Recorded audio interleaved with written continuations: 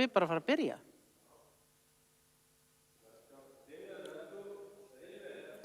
Ekki prófs. Já. Auðvitað. Við erum sko með græjur fyrir sko mil. Já, flott. Og fengum okkur eftirkom. Já. Þá skulum við bara byrja. Já. Allt klár. 5, 4.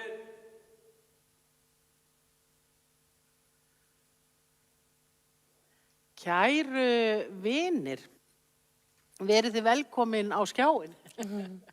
Þetta nú dálítið skemmtilegt hjá okkur hér í Vídaliskirkju að við erum alltaf að hitta eitthvað stórkostlegt fólk í beinu streymi. Ég heiti Jóna Hrönn Bolladóttir og er sóknarprestur hér í kirkjunni og hleyp hér í skarði fyrir hinn prestinn, hana Matthildi Bjarnadóttur, sem var veik í nótt, ekkert alvarlegt, heldur bara umgangspesti. Og þannig ég fæ þann heiður og gleði að fá að vera hér í beinni útsendingu með henni Sigríði Thorlacius, en í síðustu viku voru Bolli Pétur Bollason og Brynhildur Guðjónsdóttir, leikhússtjóri hér, og í næstu viku er það Elísabet Jökulsdóttir og ég ætla nú ekkert að lega Matthildi að koma inn í það þó ég fá að vera hér í dag því að þetta er svo skemmtilegt. En hér erum við og við erum að tala um listina og sorgina í dag eins og svo oft áður. Og það er nú bara svona reynsla mín að listamenn, þetta skapandi fólk, það tekst á við sorgina frá svo mörgur hliðum og með svo kannski litríkum hætti og hefur líka svo, held ég, möguleika svo mikill úrvinnslu í gegnum sína list. Það er svona mín reynsla. Þannig að við hinn sem að við verðum að láta okkur bara næja orðin, sko. Við getum ekki, sem ekki er mjög listfeng. En mér langar til þess að áður við förum svona að tala kannski svona dýpri hluti að þú ert Reykvíkingur eitthvað? Já, ég er það. Ég hef alltaf búið í Reykjavík. Já. En ég er sko ættuð að norðan. Já. Og mamma mín er fædd og uppalin á Blönduósi. Og amma og afi voru bændur þar. Já. Og kleifum við Blönduós. Þannig að ég var þar sko í sveit á sumrin. Eða sem sagt, ég var þar á sumrin. Já. Og ég var nú ekki, það var ekki lögð á mig eitthvað rosalega miklar ábyrgðir, sko. Ég var svona dálítið að dúllast bara. En þannig ég er borgarbarn, en svona alin upp til háls í sveit. En yndislegt. Já, þannig ég er með svona smá. Já. Fæ það besta úr báðum heimum. Já, það er náttúrulega, sko, manni finnst það alltaf vera svolítið forréttindi að hafa fengið að alast upp í sveit og svona sterkum tengslum við náttúrun og dýralífið og svona. Já. Það hefur áhrif. Það er bara dýrlegt. Já. En ég einmitt var að spyrja það rétt áður en fórum í lofti, sko, að þegar maður skoðar þetta nafn Thorlacius, þá fór ég að hugsa, já, það er Örnólfur Thorlacius. Það er sá sem svona fyrir utan Sigríði Thorlacius, þá er það svolítið svona Thorlacius sem öll þjóðin þekkir. Já, einmitt. Og þá kemur í ljós að hann er frændi þinn. Já, hann var föðurbróðir minn. Já. Það var elsti bróðir hans pappa. Já. Þannig að svo sem það geta nú verið samt fleiri Thorlacius ættir, maður veit það ekki. Jú, þetta er sko náttúrulega forsetinn okkar er Thorlacius. Já, alveg rétt. Og þið eru ekki skild. Við erum ekki skild, þú veist, einhvers staðar í grunninn erum við náttúrulega skild. Já.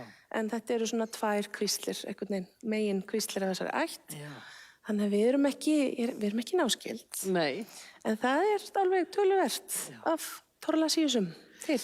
Ég ætla að spyrja þig, sko, hann kenndi örugglega hann Örnólfur MH.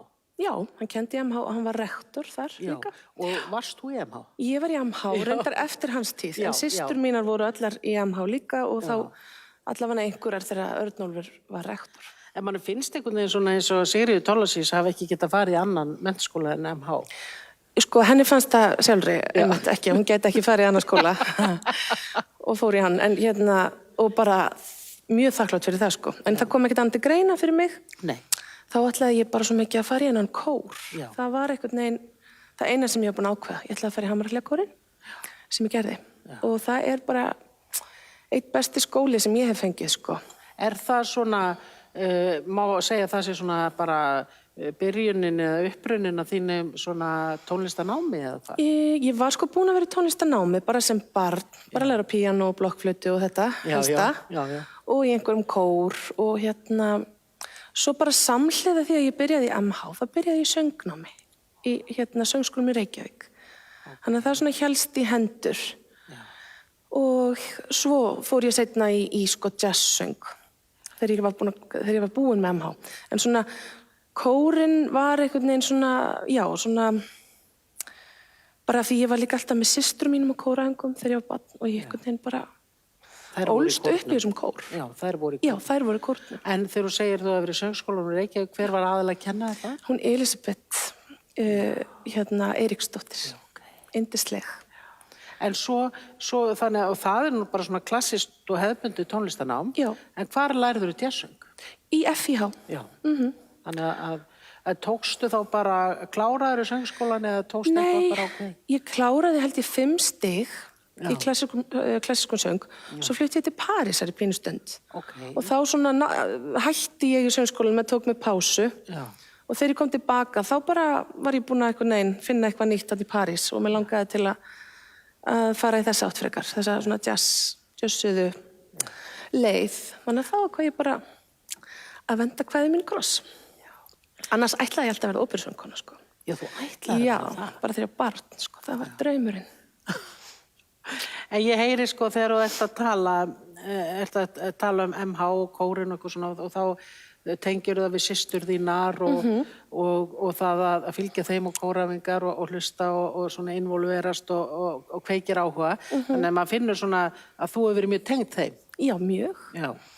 Ég sko örverpi, ég langyngst í 5 systrahópi og þær eru allar á 10 árum.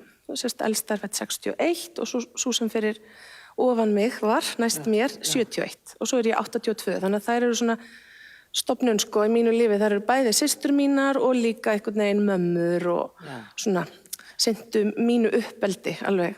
Já. Og 2 af þeim hafa fallið frá Já. Í blóma lífsins. Já.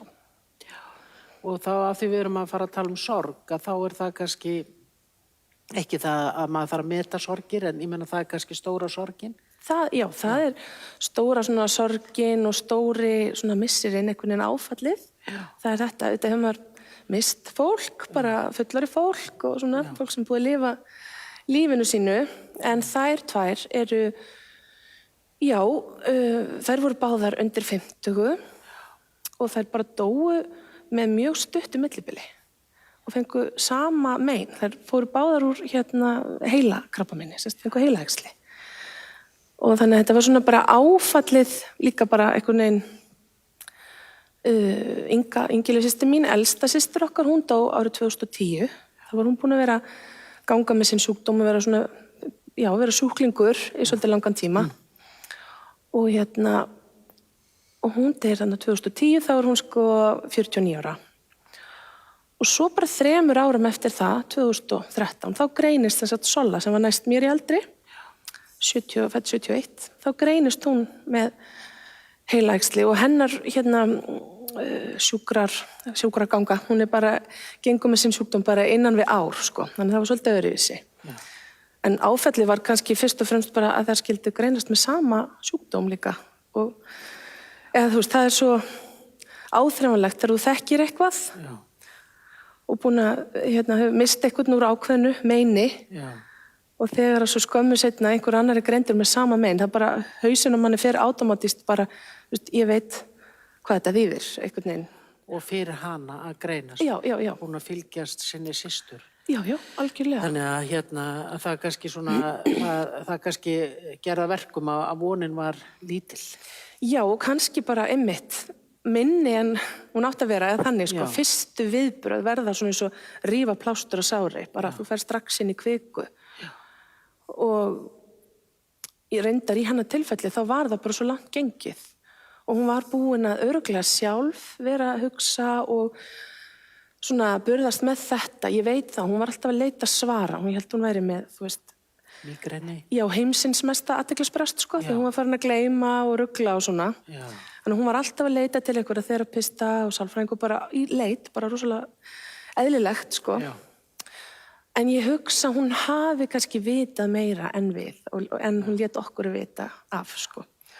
Og svo bjó hún hún var hún var alltaf ekki einhleyp og átti ekki börn, þannig að það var erfiðara svona að fylgjast með því líka. Já. Að hún svona kom og fór bara og gat kannski leynt þessu einhvern veginn þess betur. Ekki það að það hefur verið hugmyndin að leyna þessu, en bara maður sér það frekar. Maður kannski, sko, maður það er bara ekki, það getur bara ekki verið þannig að maður finnur fyrir veikindum að maður fara á þann stað að já, ég er bara örugglega með heilaæxli eins og systir mín, sko, getur ekki, sko, það er ekkert endilega fólk farið þangað. Nei, og þó að hún hafi kannski farið þangað á einhverjum tímapunkti, þá er þessi hugsun hafi bara verið það í voninni að leita einhver öðru líka. Já. Þannig að já, en þegar að þessi greini kemur, þá er það auðvitað áfall bara því að það er svo stutt síðan, sko. Já. Að Ingileif dó. Þetta er náttúrulega, ég er náttúrulega búin að heyra þið fara yfir þessa sögu og bara, mann fannst þetta svo ótrúlegt á 3 árum. Já. Og náttúrulega, svona þetta er áfall. Akkurat. En sko þegar maður hugsar maður tölum stundum bjargráð, og þá spyr ég þig, sko, hver voru þín bjargráð í sorginni? Já, sko, ég var að hugsa þetta eitthvað. Og til að hugsa þetta oft og talaði þetta oft og svona. En ég held kannski svona fyrstu bjargráðin mín, okkar, mín, ég er bara að tala fyrir mig, ég veit ekki hversu gáfulegt það er, en mér fannst það reyndar hjálpa mér, sko. Það var einhvern veginn að fara í að hugsa einhvern annan, sko. Það er að segja, þú veist, Ingileif systir mín átti dóttur og við áttum foreldra sem voru búin að sinna henni svo rosalega. Þá fóru allir í að leita, ég þarf að passa upp á þennan, og þá var einhvern veginn allir að passa upp á alla. Og svona fyrstum sinn var það svolítið svona gott. Já. Að vera bara með fókusinn hálfan á einhverjum öðrum. Já. Svo náttúrulega kemur því að þú þarft að takast á við sjálfa þig. Og það er öllu erfiðara, sko. En ég held að það hefur gert mér gott að svona hafa einhvern að hugsa líka. Þú veist, að hugga eða vera til staði fyrir einhvern annan, og svo voru bara allir náttúrulega í því. Að vera fyrir, einhverju voru þá líka fyrir mig, þú veist. Já. En svo er ég líka bara ótrúlega þakklátt fyrir það í raun að, þú veist, já, í báðum tilfellum þá bara fór ég að syngja bara daginn eftir. Hugsanlega í einhverju rugli, en mér fannst það samt bara gott. Þú veist, mér fannst gott að bara, að bara halda áfram með það líf, og það hjálpaði mér einhvern veginn, og mér er segið þegar sko sólarsystir dóð og söngið daginn eftir í jarðarför. Og ég veit einhvern veginn ekkert alveg hvernig það atvikaðist, en ég var bara búin að bóka það og mér fannst bara eitthvað fáránlegt að Ég líklega hefur aldrei sungið betur en þá. Bara ég man ekki alveg eftir þessu, en þú veist, þannig að það hefur verið eitthvað bjargráð í því. Já, ég held nefnilega, fólk er ofta að tala um þetta ykkur forðun og þetta verða ekki horfast í augu við sorgina. Ég held að það sé algjör vitleysa. Ég held að, sko, við manneskjan er svo seig og hún er svo klár með sín stóra heila, að ég held að þegar fólk gerir eitthvað svona, þá, sko, það sé aldeilis ekki forðun. Það er einhver kannski bara þörf fyrir að það er eitthvað eins og eitthvað eins og á að vera, eða eitthvað eins og er sko, þetta með rútínuna. Og það sem maður segir oft við fólk í sorg, sko, að fólk er að segja, er eðlilegt ég fara að vinna eitthvað svona, og þá segir maður, þú veist, hvað vilt þú? Þú veist, og flestir vilja komast inn í einhverja rútínu, kannski, þú veist, að syngja daginn eftir jarðarför, kannski, sko, en ég held ekki, þú veist, ég held að maður geti alls ekki svo mikilvægt einhvern veginn að virða leiðir fólks í úrvinnslu, en fara ekki að segja þetta var nú, þarna hefði nú einhver átt að tala um fyrir þér, sem að sko, mér finnst ekki vera. Nei, að því kannski er þetta líka þetta, þú veist, þeir eru að syngja og sérstaklega svona aðstæður, sko, þá ertu einhvern veginn að kafa onni í þig og sálina þína, og þú tekur smá af þér og einhvern veginn setur í flutningin. Kannski var það bara eitthvað sem ég þurfti að gera, skilurðu, að bara losa eitthvað, án þess að það væri þó, þú veist, ég var ekki að nýta þá stund fyrir mig, en þetta bara, mér fannst þetta bara rétt, og alltaf þótt ég geta einhvern veginn leitað í þetta, sko. Og svo líka eins og þú varst að segja það að gefa af sér, hugsa aðra, vera veitull. Sko, nú hafa rannsóknir sýnt, sko, að þeir sem finna mesta tilgang og er kannski grunninn hamingjusamastir, það eru þeir sem eru duglegir að gefa af sér og eru tilbúin að veita svona liðveislu og stuðning. Það er bara rannsóknir sem sýna það, þannig að það að hafa þörf fyrir að halda utan maður, mér finnst það að vera bara svo eðlilegt. Já. Og ég held að það sé heldur ekki forðun, af því að Nei, það er nei, stundum nei. verið að nota það. En ég held að það er bara, sko, einhvern veginn, þetta eru ástartengsl, ástúðarbönd sem að fara við dauðan og þá er eðlilega rækta maður ástúðarböndin sem maður á eftir. Akkurat, Ég held að það sé ótrúlega mikilvægt. En svona þegar þú hugsar þín Bjargráð, sko, hvað reyndist þér best ef ég spyrði að því að því þú talar sko sönginn, halda áfram, halda utan aðra. Já. Þegar að koma að sjálfri þér, þegar þú fórst að skoða bara... Hjá mér. Já.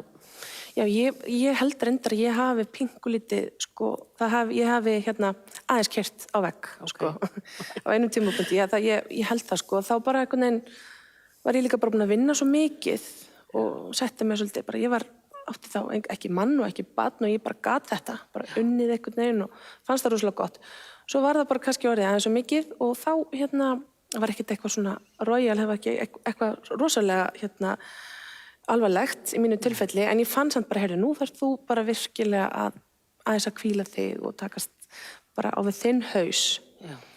Og ég bara tók mér pínlítið frí og ég fann ég þurfti bara að gera allt rosalega hægt og bara var í sífelldum löngum göngutúrum út allt, sko. Ég hafði alltaf átt auðvelt með að tala þetta, tala þær. Það hafði ekki neitt vafist fyrir mér, sko. En ég hafði ekki leitað með neitt svona sérfræði, svona sálfræðastöðar eða svoleiðis, sko. Og það er eitthvað sem ég held að maður þurfa að gera á einhverjum tímapunkti. Já. En mér fannst líka bara skrítið nokk, þú veist að ég fekk tækifæri sem kannski ekki allir í kringum mig fengu, að ég var oft í einhverjum svona viðtölum. Já. Og það var eiginlega gott, þú veist, einhverju getur svona, já, ég myndi sér að vera erfitt, þú veist, að vera í þessu svona, að tala þetta í þannig samhengi, en það bara hjálpaði mér. Þá bara þurfti ég einhvern veginn að fara inn í, já, mig og tilfinningarna mínar og setja það út með einhverjum hætti og það bara var mér til heilla, sko. Já, ég held líka, sko, það er alveg ótrúleg gjöf að fólk sé tilbúið að deila reynslu sinni. Já. Og ég held að fólk gerir sér bara ekki grein fyrir því hvað er mikið gjöf og ég heyri oft til dæmis að við erum stundum að fjalla sorgina hér og sorginu listina og ég hef hvað eftir annað hitt fólk sem segir þegar þið er að tala þetta að þá missi ég aldrei af. Þannig að fólk kann að meta þetta. Já, já. Fólk finnur, það er enginn að koma og gera svona nema einhvern veginn á svo heilu hjarta. Akkurat. Og þess vegna auðvitað felst úrvinnsli í því og svo líka fyrir þá sem hlusta. Og Já, já. af því að maður finnur svona hjá þér að þú veist, þetta með að umvefja, það er svolítið svona, það hefur kannski svolítið verið svona úrvinnsluatriði sem að mér finnst vera mjög fallegt. En ég ætla líka að segja við að því við höfum unnið mikið saman. Þú hefur náttúrulega sko sungið við, sko ég veit ekkert hvað margar útfarir hjá mér. Nei, ekki, ég veit ekki heldur. Nei, bara mjög margar og ég segi oft við ástvini og ég segi líka við tónlistamenn ef að það er möguleiki á því að tónlistamæðinu getur sungið fyrir framan ástvini, nánust ástvini þá væri það betra vegna þess að það er svo mikil heilun í tónlistinu og líka sjá lifandi mannesku gefa sínu og þannig að mér finnst það vera sko, og maður finnur það með þig sko það er alveg svona sérstaklega gott finnst mér og það getur verið vegna þinnar reynslu eða þinnar úrvinnslu en mér finnst það svona sérstaklega finnst mér það fallegt og gott þegar ég sé þig syngja fyrir hann sérgjötum, mér finnst það alveg ótrúlega fallegt. Takk. Og þú mátt alveg heyra það og maður finnur þú ert á staðnum og þú ætlar að gefa fólkinu. En langar bara að spyrja þig af því þú ert alltaf að syngja í kirkju og alltaf að syngja fyrir syrgjendur og svo ert að syngja í brúðkaupum og allt þetta áttu æðri mátt? Ég? Já. Sem ég trúi á? Já. Hann er þar, já, algjörlega og svona, hjálp í þeim mætti, sko hann er kannski eitthvað svona einhver barnatrú sem að svona ég er búin að svona vefa í kringum eitthvað, en hann er, ég trúi, sko. Já. Og það hjálpa mér. Já, það hjálpa. Alveg reynd. inn í þessum aðstæðum. inn í þessum aðstæðum og bara, já, auðvitað í sorginni líka og missunum og því öllu. Þar það auðvitað líka eitthvað leiðastæð fyrir mig. Að trúa einhvern veginn á eitthvað sem leiðir okkur áfram og trúa þeirri sögu að þær séu einhver staðar annar staðar á fallegum stað, ég trúi því og ég finn fyrir þeim og ég tala við þær, það er kannski minkað þess með árunum, þú veist, en ég finn fyrir þeim alltaf, sko, með einhverjum hætti. Já, falleg. Og það er kannski, þú veist, ég upplifði stundur svolítið sjálf, sko, að því maður er að umvefja fólk í sorg, að það var svo gott að biðja það að vera sjálfur umvafinn. Já, já. Af því maður er ekki, sko, maður er líka bara, sko, vannmáttug manneskja. Einmitt. Og það er svo, fyrir mér, sko, bara bænin, sko, að fara inn í erfiðar athafnar stundir, bara, ég gæti það ekki. Nei, einmitt. Ég myndi, einmitt, sko, bara það að halda ró og styrk og hafa eitthvað til að gefa fólki. Það er alltaf mín bæn á hann í fyrir inn, sko. Þannig að ef þú ert að umvefja, það var líka góð tilfinning að vera umvafin. Algjörlega, og ég bara, svo ég tæki þann bolta sem með áðan, sko, þetta með að vera svona í þessum athöfnum og svona, þú veist, ég bara alveg, sko, vísvitandi hugsa mig bara svona sem þjón. Þú veist, ég er bara svona að þjónusta, ég er ekki hér að því að ég er með eitthvað gigg, þetta snúist eitthvað, ég sé að fara að gera eitthvað svo ótrúlega vel, eitthvað lag, þú veist, ég er bara eitthvað að fara að gera eitthvað vonandi vel að sinna þessari þjónustu. Og þú veist, hún er stundum til þess að hjálpa fólki bara að slappa af, stundum er til að hjálpa fólki að gráta, þú veist, sem maður hefur einhvern veginn ekki getað það, eða bara leiða hugan að einhverju falli og þú veist, það er svo misjafnt, en þetta er einhvern veginn, þú ert í þjónustuhlutverki og það hjálpa manni þá líka sú hugsun í erfiðu aðstæðunum að þetta snýst ekkert um mig, eða ekkert um eitthvað hvernig ég nái þessum tóni eða hitt, það bara reyni ég að gera sem best. En það er hitt að vera með fólkinu einhvern veginn og skilja það eftir sig sem að, þú veist, það ætlar mér einhvern veginn, þú veist. Mér finnst það svona hjálpa mér, sko, að fara inn í erfiðar aðstæður hjá öðru fólki, að bara stilla mig þar inn og finna þá fyrir leiðsögn einhverri. Já, og einmitt þetta með þjónustuna, sko. og ég stundu verið að hlæja helgiklæðunum þegar maður fer í það, sko. Þá segi ég, sko, það fyrir mér er svo mikilvægt að leiðu ég fer í það, þá er ég að íklæðast þjónustunni. Já. Þá er, þú veist, ekki ég að koma heldur, er ég íklædd sem þjónn Guðs. Það gefur manni bæði styrk og frelsi. Akkurat. Og ég held að það sé einmitt, eins og þú talar um það, þetta sem þjónustu, það gefur bæði styrk og frelsi. Já. Alveg, engin spurning. Þetta, þú núllast einhvern veginn út og þínar svona, já, einhvern veginn, þú bara gengur inn í stundina, sko, fyrir fólkið. En hvernig hefur þú velti fyrir þér, hvernig þín lífsreynsla, sorgarreynsla birtist í þinni listsköpun? Hefur þú velti fyrir þér?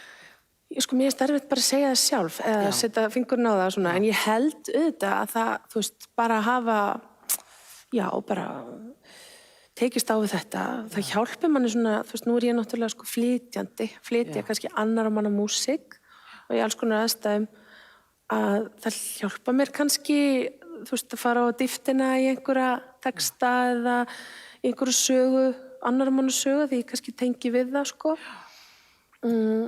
Og kannski líka bara að setja sig einhvern veginn í einhverja aðstæður, ég veit það ekki, þú veist, að þetta, að finna að þetta snýst ekki um mig, sko.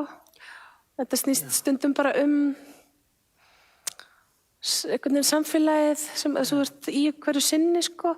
Þú veist, hvar þú ert að syngja, í hvaða aðstæðum og þú getur einhvern veginn núllað egóið þitt út eða eitthvað. Þú veist, nú er ég bara svona eitthvað að varpa þessu úr hausnum á mér, af því ég var erfitt með að setja fingurinn á það sjálf, sko. Ég sem listamaður, ég sem flytjandi, hvernig hefur þetta komið þar inn? En ég gerir mér samt alveg grein fyrir því að það hefur gert það, þú veist, og bara einhvern veginn svona kannski dýfkað einhverja tilfinningar eða auðvelda mér að fara onni, já, fara eins svona kafa onni hérna. Og kannski að lesa aðstæðuna. Já, lesa aðstæðuna, það heldur enda líka. Já, ég geti trú að það væri, sko, þó þú þekkir ekki sögu fólksins, þá getur þú svona lesið aðstæður og andrúmsloft og svona verið næmari og líka svo þú talar um áðan, sko, það er þetta með þjónustuna, kannski upplifur í gegnum þetta allt saman, í rauninni sko úrvinnslan það, ég er að þjónusta fólk. Já, Mér finnst akkurat. það- já, það er En þetta eitthvað er bara eins og, þú veist, kannski fólk sem að, þú veist, missir barn eða eitthvað. Nú hef ég ekki misst barn, en ég á barn og ég finn alveg að ég tengi þar að leiðandi aðeins öðruvísi við það núna. Þú veist, bara það kveikir á öðrum stöðum í mér en gerði kannski áður. Já. Að þurfa að standa við hlið fólk sem að hefur mist barn, skilur. Þannig að þetta er kannski bara, þú veist, ég hef einhverja smá reynslu þarna sem að það styttir einhvern veginn leiðsluna til fólks. Einhverjum aðstæðum, Já. hugsa ég. Já, það er sko eins og bara útfarirnar, af því að nú ert þú alltaf að syngja í hörpunni og symfóníun og hér og þar sem maður sér þig. En kannski er ótrúlega mikill hlut af þínu tíma sem fer í þessa þjónustu, svo ég nota bara orðið þjónusta. Já, það gerir það sko. Það er svona svo sem kemur og fer líka. Já. En mér finnst mjög gott að grípa þetta og mér finnst mjög gott að fá að vera starfa við þetta. Já. En jafnframt finnst mér líka ofslega gott að hafa það eitthvað mótvegi, sko. Já. Syngja líka við gleðiathafnir eða einmitt bara tónleika eða, þú veist. Það er voða gott að hafa það á móti. Já. Það væri erfitt að vera bara í sorginni. Já. Já. Þannig að þú hefur sko, þú upplifir það að þinn lífsreynsla hafi breytt þér sem listamanni. Já, ég held það. Já, það hefur gert það. Já. Og bara breytt mér sem manneski, sko. Já. Og náttúrulega sem manneski þar að leiðandi sem listamanni eða flytjanda, sko. Það bara er svo samtengt, svo samofið sjálfinu, einhvern veginn, starfið. En þegar ég er svona bara hugsa allar þessar tilfinningar, af því að hvaða tilfinning, og nú til með sko við segjum sorg er ekki tilfinning, sorg er verkefni eða vegferð, en hvaða tilfinningar haldur að hafa verið svona sterkastar hjá þér í gegnum þetta ferli? Hefur veltið fyrir þér? Og ég hef sko stundum veltið fyrir mér hvað einhvern veginn komur á óvart. Já. Hvað tilfinningar komur á óvart. Já. Þú veist, ég bara til dæmis það að verða reiður. Þú veist, að verða reiður í sorginni einhvern veginn. Og ég held kannski flesti náttúrulega gangi ekki um það einhvern tímann. Já. Svona ótrúlega mikið reiði. Og reiði út í bara eitthvað fólk, þú veist, sem er að gleðjast eða hvað það er, að það skilja ekki, þú veist, bara svona alveg fáránlegar hugsanir í raun. Já. En sem að þarf kannski bara gangi í gegnum. Ég var svolítið fegin þegar ég náði að skilja hana eftir reiðina, sko. Því ég var einhvern veginn svona reið yfir því að þarna bara fyrst eftir að Inga systir dó, sérstaklega, sko. Það fannst mér svona erfitt að sjá fólk vera bara hvað gleðast eða bjóða mér í afmæli eða eitthvað svona, þú föst þarna, sko. Að þau skildu þetta ekki, þú veist. Og svo man ég líka eftir eitthvað svona skringilegri tilfinningu sem var einmitt þegar Solla systir mín, hin systir mín, sem fór seinna, dó, þá fór ég bara nokkrum dögum seinna út að borða með vinkonu minni. Og þá fann ég fyrir rosa skringilegri tilfinningu sem var svona einhver skömm sem ég bjó mér til, sem var sko skömm yfir því að vera ekki bara heima upp í rúmi. Þú veist, að einhverju sæju mig og vissu ég verið nýbúin að missa systur mín og ég var bara einhvern veginn að borða á veitingastað og drekka rauðvínsglas. Þú veist, þetta væri eitthvað ekki partur af þeirri mynd sem þetta fólk sæði fyrir sér, sko. Nei. En ég er alveg viss um það var enginn að hugsa það. Þetta var bara mín hugsun og hún var rosalega skrítin, þú veist. Hún var einhvern veginn... Svona sektarkennd. Já, sektarkennd, kannski frekar en skömm. Akkurat, að ég átti að vera bara í sorgarklæðum heima hjá mér. Já. En það á enginn að gera eitt eða neitt, þú veist. Þetta er bara mín sorg, minn missir, mín úrvinnsla og það kom mér á óvart en mér þótti líka alveg væntum að upplifa það og þurfa aðeins að svona skoða það. En voru að þetta er þarna 3 ára á milli og það er svona svipum aldrei sama sjúkdómi. Fannst þér þú sko svona endur upplifa sömu tilfinningar eða upplifa nýja tilfinningar þegar það í seinni missinum? Já, einmitt. Sko eitthvað var þetta svipað og það var svona fyrstu tilfinningarnar einhvern veginn. En samt var þetta svo ólíkt. Því að eldri systir mín, hún var bara búin að vera veik lengi. Já. Og hún átti og á dóttur, einslega dóttur sem var þá úlingur og það fór mikill fókus bara í hana líka og foreldra minna og hana og svona. Það var einhvern veginn bara öðruvísi, sko. Solla, þegar hún veiktist, þá bara komu strax einhvern veginn 1000 vina sem hún átti, sem tóku bara svona utanum þetta og skipta á milli sín dögum og vöktum og voru bara einhvern veginn að sjáum að bara skemmta henni og njóta þess að vera með henni þessa síðustu mánuði. Fallegt. Þannig að það var líka aðeins öðruvísi, það var svona bjartara einhvern veginn yfir því, sko, ferli. Já, þannig að, en auðvitað þetta bara samofið, sko, og núna þetta samofið, þú veist, ég man ekki alveg hvað var þá, þú veist, þær eru bara einhvern veginn eitt pingulítið, sko, og þessi reynsla svona, öll þessi ár, það er auðvitað að greina svolítið á milli, hvað var hvenar. Já, merkilegt. Af því að, sko, að maður getur svona ímyndað sér, sko, þegar hún kveður, sko, einhvern veginn svona að fólk hugsi, sko, já, nú verði ég að fara í gegnum þetta og nú verði ég að gera þetta svona og þetta var reynslan, þessi fyrirreynsla og svo kannski eru öðru sér tilfinningar og svo segir þetta með vinina, finnst það fallegt, og hún hafa átt svona dásamlega vini sem héldu utanum og voru á skemmtinni og reyna að gera síðustu stundina góðar. Það var bara ómetanlegt, sko, þau bara einhvern veginn, já, og fyrir til dæmis bara foreldra mína og okkur sem að, þú veist, stóðum þarna næst, sko, að bara, já, bara finna fyrir því að hún hafði, þú veist, hún átt svo skemmtilega daga, þú veist. Það er ég stundum vitnaði í skaffirskan bónda sem sagði einhvern tímann, sko, ég hefði ekki viljað missa banalegunum minni.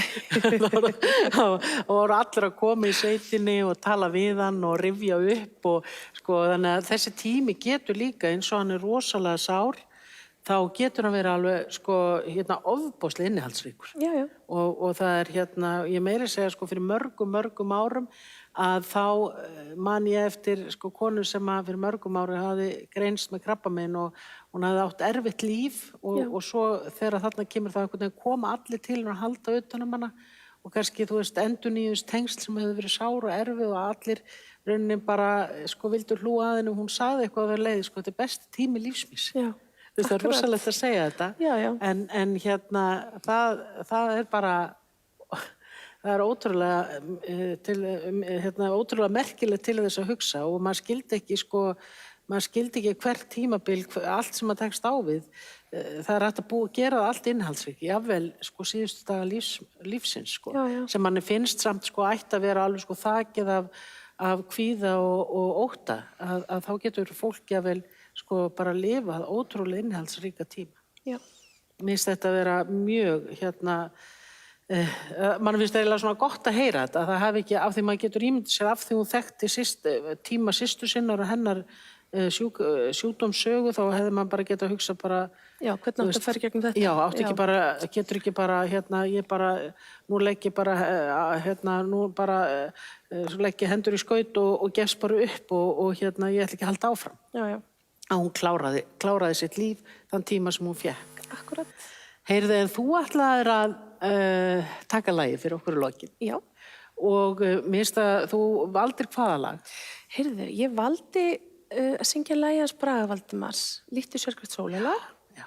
Bara svona út frá þessu sem við erum að tala um. Já. Og það er nú svona, já, fallegt stef í því. Það er bara þetta að reyna að njóta stundarinnar og maður veit ekkert hvernig dagurinn líður og hvort maður sjá í næsta dag og allt það. Mér finnst það frábært skuli velja þetta lag. Ég sagði nú einhvern tímann við hann, ég hitt hann í flugvél, ég sagði þetta er nú eiginlega vinsælasti sálmurinn sem við eigum. Já. Hann hló nú að mér sálmur. Já. Ég sagði það er alltaf merkilegt, þetta er svo oft sungið í útförum og þetta hefur líka verið oft sungið á mér í brúðkaupum. Já, akkurat. Sérstaklega þegar ég er að gifta fólk á mínum aldri. Já. Fólk sem hefur fundið ástina seint eða fundið ástina aftur og er svo þakklátt fyrir eiga hvort annað og er svo upptekinn að því að við erum hérna í seinni hálfleik og við eigum hvort annað, það er dásamlegt, við skulum nota tíman og lifi núna. Þannig að þetta hefur líka verið sungið í brúðkaup. Alveg, þetta er bara spektrúmið. Þetta er spektrúmið. Ég þakka þér innilega fyrir samtalið í dag. Það var bara alveg, sko, þvílíkt afslappandi og gefandi að vera með þér. Og svo er hann Davíð kominn hérna, hann bara kom hérna upp úr kjallaranum og sínu stúdíói og sest hérna með gítarinn og þakkaði fyrir það, Davíð minn. Þannig að nú ætla ég bara að setjast út í kirkjuna og njóta að hlusta á ykkur. Dýrlegt, takk.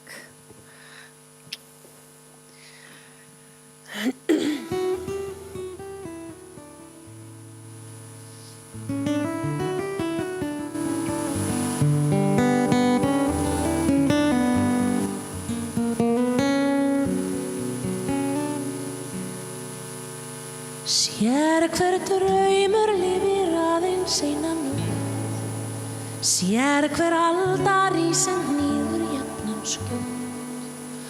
Hverju orði fylgir þögn og þögnin hverfur allt of fljótt.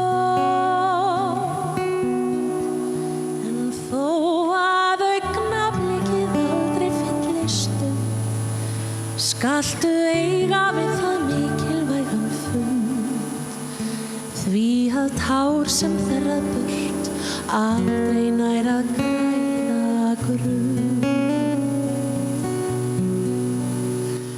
Líktu sér hvert sólarlag sem þitt hinsta væri, því nornir eftir orðina.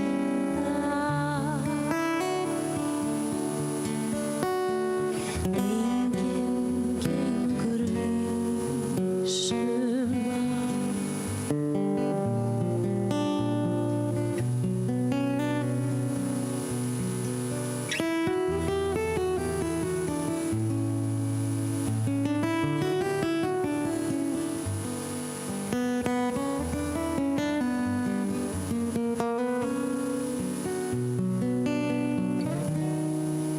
Þú veist að tímans köldu fjötra enginn flýr, enginn frá hans löngu glímu aftur snýr, því skaltu fanga þessa stund, því fegurðin í henni býr.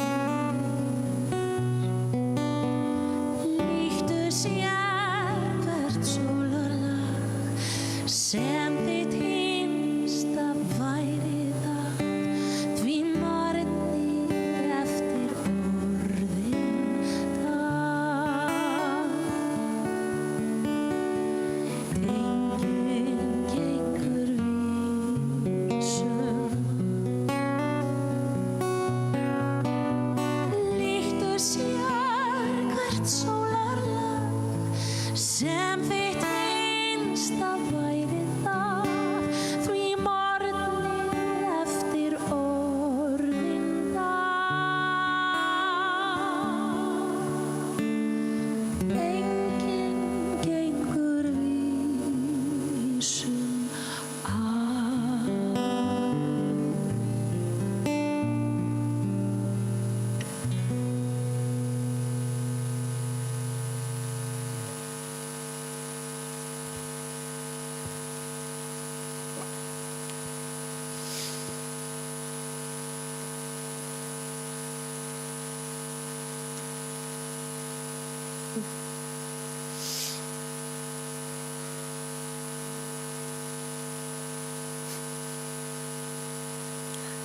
Já.